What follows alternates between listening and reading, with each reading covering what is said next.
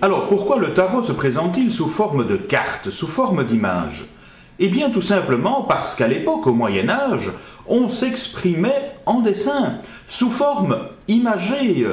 Le texte, le monde de l'écrit, n'était réservé qu'aux moines ou religieux, soit une minorité de la population, et encore, les textes n'étaient vraiment pas accessibles, disponibles à tous. Par contre, le monde des images et des sculptures, lui, l'était. Les cartes du tarot rentrent tout à fait dans cette optique. Le tarot est bien ancré dans sa spatio-temporalité d'origine. Ainsi, une personne qui, à l'époque, voit le dessin de la droite de l'image, fait tout de suite allusion au mât du tarot de Marseille. Il s'agit bien, dans les deux cas, d'un pèlerin, de quelqu'un qui se met en route vers Saint-Jacques de Compostelle.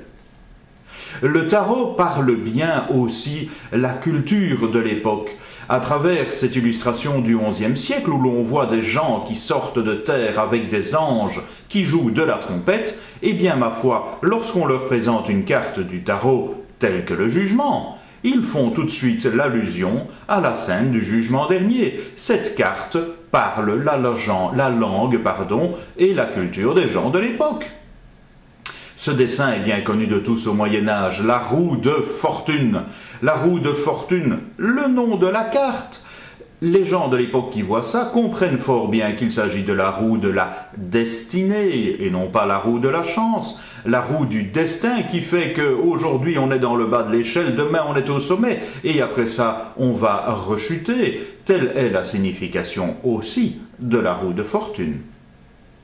Lorsque nous trouvons dessinée, sculptée dans les murs de la cathédrale d'Amiens cette représentation-là, il est difficile de ne pas faire le lien avec la carte de la Maison Dieu, juste pour vous rappeler combien les compagnons bâtisseurs et les imagiers du Moyen-Âge, les imagiers du tarot, se retrouvaient fort bien ensemble.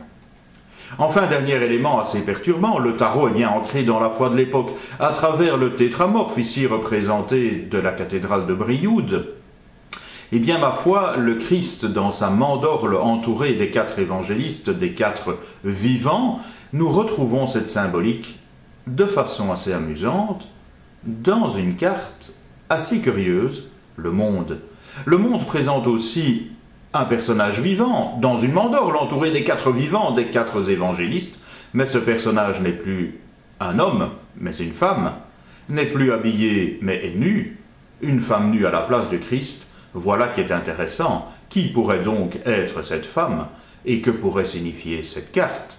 Ce serait hérétique quand même, cette représentation à l'époque.